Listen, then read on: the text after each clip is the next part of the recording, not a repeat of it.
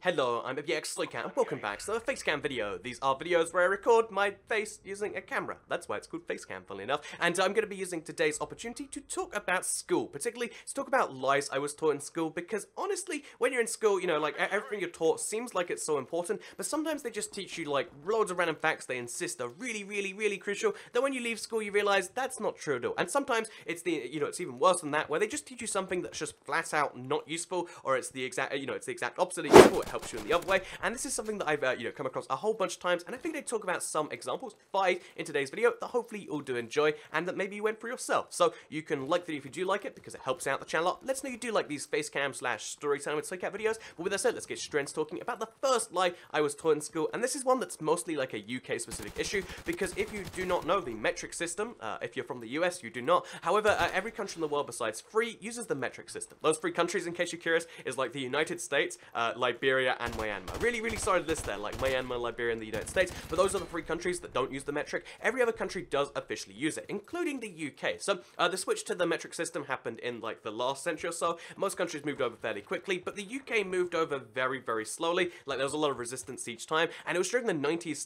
/ early 2000s, you know, when I was growing up, that we were kind of taught this whole, like, when it was finally like moving to this final phase of like, oh yeah, this time we're for real moving to metric. So when I was in school, they only taught me the metric system, which is the logical one to teach. It's the easy one to teach because, you know, kilograms and liters and meters, it's easy stuff. It's, you know, it's either 100 or 1,000 or 10. It's easy stuff to multiply, divide, and it's wonderful. So I learned that stuff. It's all great stuff. I asked my teacher, how much do you weigh? She's like, oh, 60 kilograms, which I looked up, and I think that's probably a lie. But yeah, anyway, point being is that, everyone, we were taught this stuff, and it's like, yeah, this is the only system you'll ever need. The old system's only really for old people. You don't need to know that stuff. So that was all fine and wonderful. I knew everything in this brand new amazing system, but what actually ended up happening is the UK, again, we were taught that'd be how it was in like 5 years, but what actually ended up happening is there was just a big resistance in the UK, so now we've got this like kind of dual system where all of the measurements and official stuff is in kilograms and grams and stuff, but most old people and most, like, people, I guess, in general, like their parents,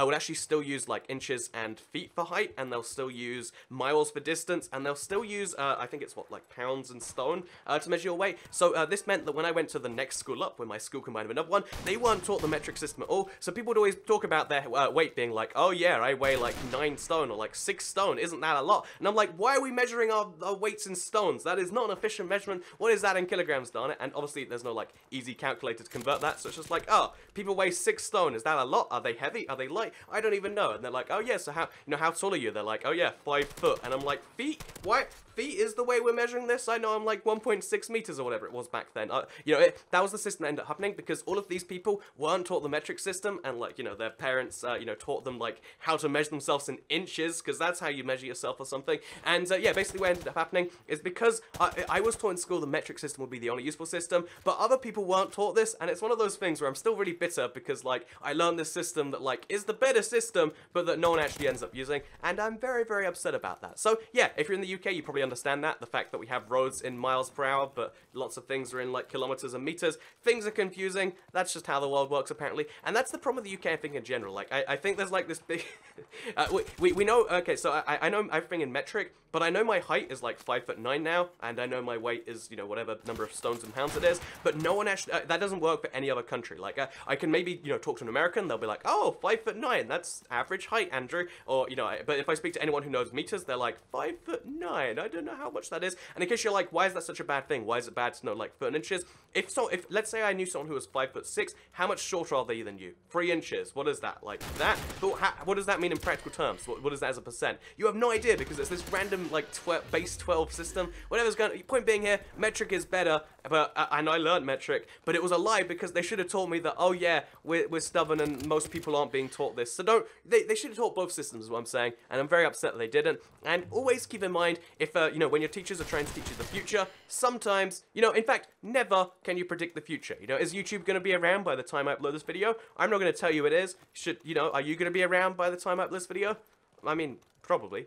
I'd hope so. But yeah, with that said, moving on to the second, slightly less dark thing like I was taught in school, which is to, actually, I guess this is pretty dark too, because it is to do with the rails, you know, like rails that trains go on. I know that trains aren't really a thing in America, but you know, in most other countries, you know, trains, railway tracks, trains go on them. Isn't that a wonderful thing? And yeah, these are things that you see and they're everywhere, because trains need to go places. I'm explaining just in case someone out there is like, wow, this is the first time hearing of a train. This sounds like a revolutionary concept. But no, trains are a really common thing, especially here in the UK. So when I was maybe like 10, they took me to they took our class to a place called like Hazard Alley or something. It was just a place where we learned all the things that can kill you and all the things that will send you to prison. It was really like, it was kind of a like depressing trip. But yeah, they sent us there and it was a fun school trip. And one of the things they taught me here was that, so this is something that can be true, but it's rarely true in the UK, that when there's rails, you know, like railway tracks, if you tread on the railway tracks, what will happen is you will get stuck to them, because this can happen. If there's electricity running through the rails, the electricity is like 30,000 volts or like some such ridiculous number, that what happens is your body just sticks to it. I don't know how electricity functions that way, but it is something that happens, and like you just, basically you get hit by the train eventually, and it's not a fun death, you know? You die, and you die slowly, and you die realizing you're gonna die. It's not a fun thing. They drilled this into my head that like, this is what will happen, it's horrifying, do not look at it. And the reason that I mentioned that's a lie I was taught in school is because this is true in very specific parts of the UK. I think it might be true in like the London Underground and like the south of the UK, but where I live, all the railway tracks near me, they're entirely fine to jump on and cross over and stuff. And not only this, but also railway tracks in other countries and railway tracks where you gotta like literally walk over them. This is a real thing you've got to do, but I was always terrified. I had this like ridiculous fear in my head of like, if I touch one of these rails, I'm dead. It's not gonna be fun, so I'd always have to like tiptoe over them. And then I realized later on that, oh yeah, this is only some types of trains, and really even then they're gonna have it heavily signposted. You're not gonna be allowed to go anywhere near them because they don't want you to die. But yeah, I was taught in school that if you touch the rail, you'll get electrocuted by like 20,000 volts, and then you'll slowly, painfully die, and you'll realize that you're gonna, you know, it's gonna happen. And that was like, I don't know why they teach me that. I don't know why you'd bother teaching, you know, lies like that are gonna mess with kids so much. Maybe it saves a life, but you know, it's probably gonna ruin a few too. So yeah, the third lie I was taught in school is that you wouldn't have a calculator with you all the time. You know, I have put up my phone right now because guess what? I have a calculator with me at all times. So I actually can do like mental maths fairly easily. And honestly, there's certain times where like, you know, like because in school you'd have a calculator paper and a non-calculator.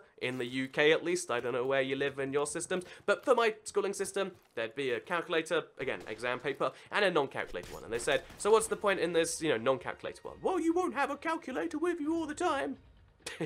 So it's funny though, because like I feel like that's such backwards thinking. I mean, you know, maybe for some people that's the only thing that could teach them mental maths, but it's such backwards thinking of saying like, oh yeah, you know this tool that can do this thing for you, you're not allowed to use that tool in case you don't have it. But it's like, we shouldn't teach people not to use tools, because that's what we do as humans. That is our one talent as a species, right? Like we are humans, we have this ability to make tools and make them do things. Imagine if we were like, oh yeah, well, you know, you need glasses, Andrew, you're not gonna have glasses all the time, learn to see in the dark or whatever. It's like, no, this is these are tools I can, by the way, I'm wearing contacts in case you're curious, but you know, this is a tool that allows me to see.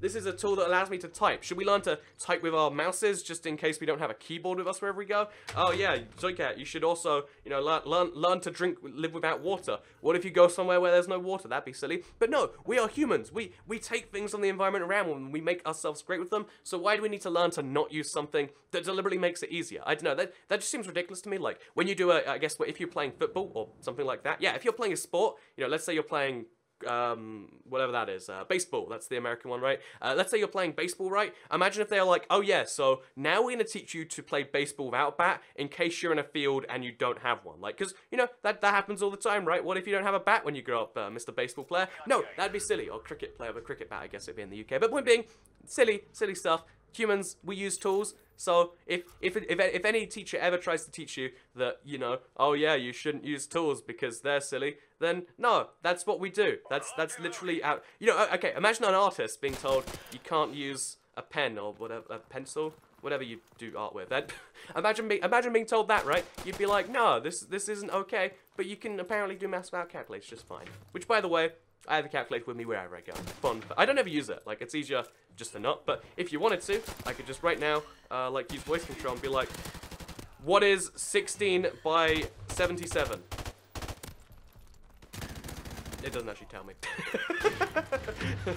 Anyway, let's move on to the next lie I was taught in school, which is to do with okay, so this might, okay, I think this is everyone. There's a bell in schools, right, that rings every hour to let you know that the next class is starting and you should get over there, or like just before the next hour. That's the point, right? So you go from class to class. That's how schools work where I live and where most people live. So yeah, there's this bell in school that you know, teaches you that, yeah, you gotta move on to the next class. All teachers were always trying to tell me like, oh yeah, well that bell is really just a signal. I can keep you here forever. And it's like, no, you have a class coming on the way here and we're expected to be there, and we'll get told we're late if we're not.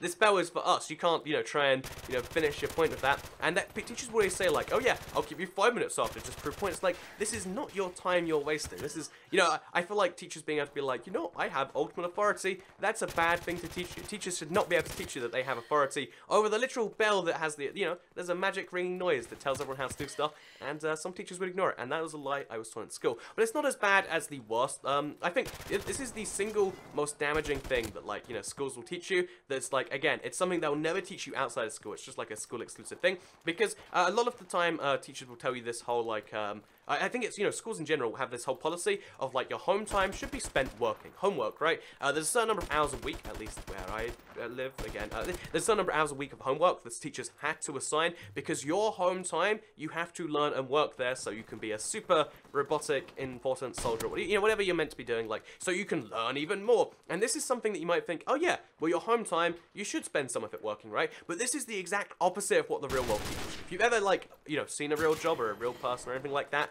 what they'll actually, you know, I don't work a real job, I play video games today, but if you work in an office or something, they very, very strictly encourage you to have this separate home time. They want you to be rested, they want you to have an enjoyable life. If you know, there's a certain number of days of holiday you have to take at most companies. If you don't take that holiday, they'll force you, they'll say, nope, you're not coming into work, because they want you to take a break from their job. They know it's healthier for you to do this, and in fact, you know, jobs, if you try to do, you know, homework at a job, a lot of jobs will really, really not enjoy that, because doing that as a human is a really bad idea. But in school, we're just taught that you work every day. You come to this place for 7 hours and you work all day. Then you go home and you think you have spare time. No, you have homework to do. You finish your homework and really you should be studying. Read up this books.